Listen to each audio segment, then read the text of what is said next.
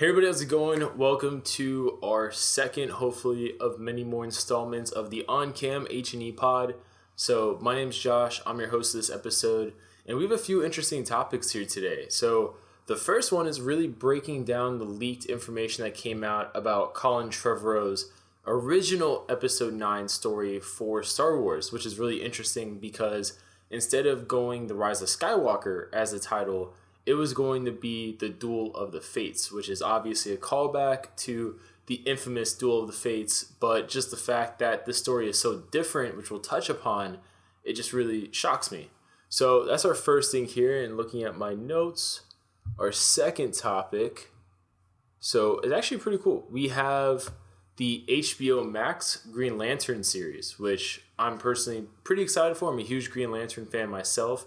I stopped reading the comics, though, about a year ago just because there's a little bit too much going on for me personally. But before that, I mean, even going into the whole Cronus Gauntlet thing with Hal Jordan and all that craziness before the ultraviolet spectrum really got into it and all the other stuff happening, I've been pretty diehard Green Lantern. And then after that, we're going to talk about the CW crossover and possible implications from that, because I don't think anyone, even people that worked on the show, that obviously, unless you're Grant Gustin, no one saw that coming. So there's a lot of implications regarding how it came to be, what happened in it, and going forward, what we might see.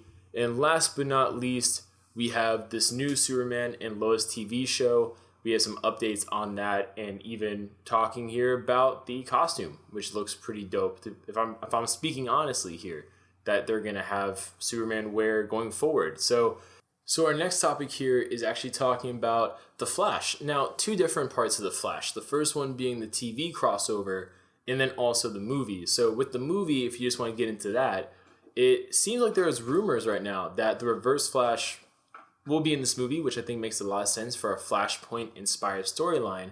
But besides that, it looks like they're going to be doing the Reverse Flash played by Jessica Chastain. Now, this is a rumor at the moment. I really don't think it's actually going to happen for multiple reasons, just because from where it's coming from, I don't really know how much we can really believe it.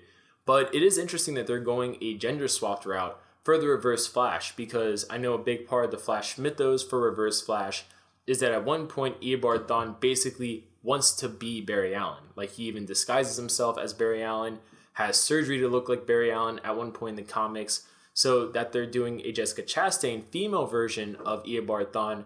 I find that really interesting, unless they're going to do something where, kind of like a Harrison Wells twist, Eobard is using the identity and disguising himself as another person to get close to Barry, either to study him or for whatever other reasons there might be. So I think that'd be really interesting. I'm curious to see if they do pull the trigger on this kind of idea, how they're going to pull it off, because I think the best way would be a Harrison Wells route where Jessica Chastain is playing Eobard Thawne disguised as another character, because that way, you don't really upset the fanboys, but also at the same time, besides that, you have an interesting twist on the Flash mythos and dynamic in a way, because Jessica Chastain's a great actress, and after Dark Phoenix, I really don't want to see her in any more comic book movies whatsoever. So I really hope, if this is the route they're going, it works out. But getting on to the TV show side of things, what I found really interesting is that when Ezra Miller appeared on Crisis during Part 4, I believe,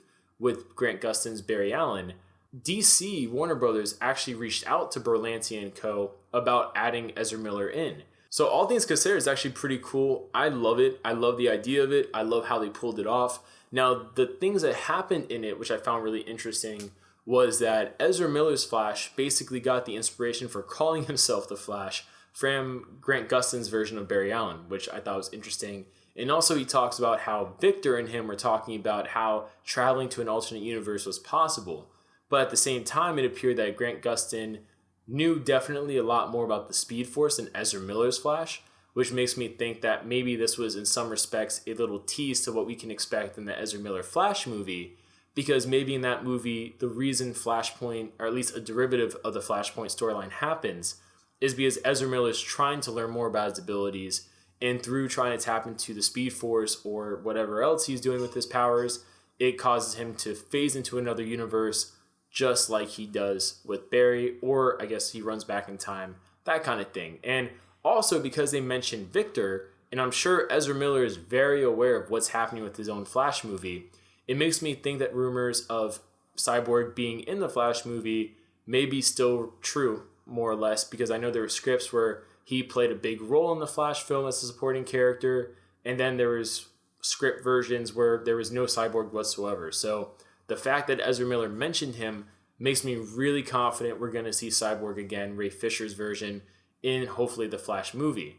Now, also going forward, what I found really interesting about this is that it shows WB is finally willing to do some sort of crossing over between films and the movies, or films and the TV shows. And the reason why that's a really big deal is because for the longest time, there was a very strict embargo on anything DC related at the same time being displayed on the small screen and the big screen, which is why for the longest time, we never really were allowed any Batman or Superman related things on the small screen, while the DC films were still producing their versions of those characters. So this makes me excited and hopeful that going forward into the future, we will get a small screen Batman, just like now. In our next topic, we talk more about this.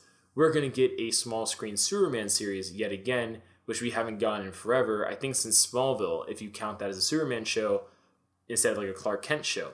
And this actually goes really deep, this embargo, to the point where Arrow was doing their version of Suicide Squad, and they had to stop that because they were obviously doing the movie back in, I think, 2016. But comment below your guys' thoughts. What did you guys think about the Ezra Miller crossover appearance and the implications of that going forward? What other film characters would you like to see appear in either a cameo role or a supporting role within the TV series now that they've opened this Pandora's box, if you will? For me personally, I know we'll never get these characters, but I would love to see Henry Cavill do, a little appearance here or there, or even Zachary Levi as Shazam. I think he'd be down for it for sure, because he seems to really love the character and want to make the most out of it. But comment below your guys' thoughts. What do you guys think? And we'll see you guys, I guess, with the next topic, because I keep forgetting this is not the end of the video. Thanks for checking out this episode of the H&E Pod. Please leave comments below with the hashtag H&E Pod, any viewer questions you guys might have. Also, any suggestions for the on-cam. This is still very new for us that we're doing it. I'm going to change the background sometime soon to have some movie posters and other more dynamic things on there. Maybe a green screen, besides simply just like a background wall. But leave your comments down below, any suggestions you guys might have, any, comments, concerns, positive criticisms, anything we could do to make this show better for you guys. And I'll see you guys later.